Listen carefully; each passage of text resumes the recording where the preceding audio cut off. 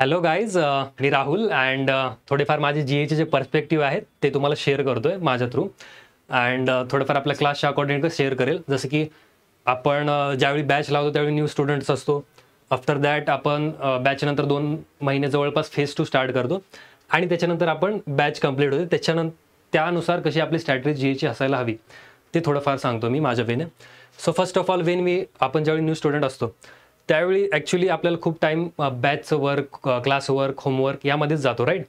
So त्यावेळी आपण काय करू शकतो, मॅक्सिमम जे 30 मिनिट आहेत दिवसातले ते एखाद्या व्हिडिओ सोर्सला देऊ शकतो. जसं की डेली बेसिसवरती कोणतेही व्हिडिओ सोर्स जे तुम्हाला आवडतील, ज्यांचं टीचिंग तुम्हाला पटेल, बिंदास रँडमली फॉलो करा. ओके. बट हे नेसेसरी लक्षात ठेवा की ते रिटेन नाही करायचं आपल्याला. ओके. की बाबा हे किती समजलंय मला, किंवा त्याच्यानंतर त्याचं डिस्कशन नाही झालं पाहिजे, किंवा ह्याचं काय होतं आन्सर, ते काय झालं. बस जस्ट एक फॉलोअप घ्यायचं आणि लक्षात बघत राहायचं फक्त, ते बाकी काहीच डोकं लावायचं. सेकंड की आपली बॅच झाली आणि आपण सेकंड फेजमध्ये आहोत.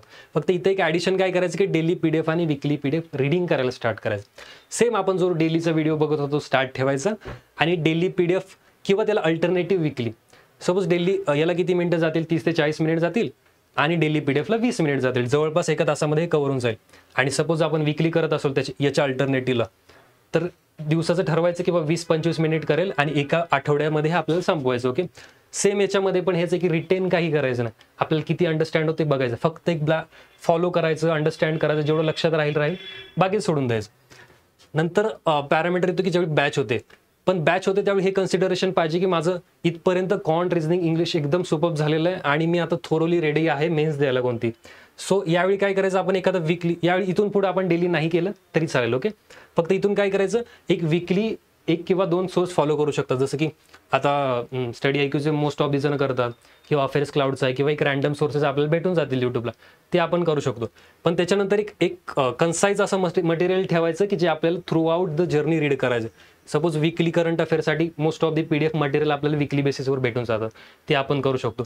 किंवा मग मी जेन्युनली प्रॅक्टिस मॉकचे क्विज केलं, मी टोटली 100% प्रॅक्टिस मॉकच्या क्विजवर डिपेंड असतो. सो हा पण एक चांगला पॉईंट ठरू शकतो यामध्ये. ओके.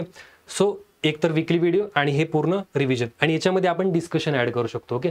डिस्कशनमध्ये काय करायचं, हे जे आपण रीड करणार ते संध्याकाळी किंवा वेनेवर तुम्हाला जसा टाईम भेटेल त्यावेळी तुम्ही डिस्कशन करू शकता, किंवा क्विज पण डिस्कस करू शकता. आणि इथून पुढं फक्त थोडं एक्झाम पर्स्पेक्टिव्ह जायचं आपल्याला. Okay, right. की बाबा आता एखादी मेन्स झाली तर यामध्ये कशा पद्धतीनं प्रश्न विचारले गेले, मी वाचलेल्या सोर्समधले, भले आपण एक्झाम नाही देऊ दे, ओके, मेन्स ते, पण मी वाचलेल्यातलं किती आलं, माझं मटेरियल किती रिलेव्हंट आहे, ह्या सगळ्या गोष्टी आपण इथं बघितलं पाहिजे. तेच आहे, म्हणजे सोर्सेस फक्त इथपर्यंत आपलं काय फिक्स झालं पाहिजे की आपल्याला सोर्सेस कुठले, हा एक आपला एक एक्सपेरिमेंटचा टाईम आहे. इथपर्यंत सोर्सेस फिक्स झाले की इथून डन आहे आपल्याला तेच वाचायचं आहे. जो सोर्स इथपर्यंत फिक्स झाला आहे तोच करायचा आहे. एवढं सगळं आपण इथपर्यंत करू शकतो आणि ट्रस्ट मी की एवढं जरी केलं तरी इनफ आहे.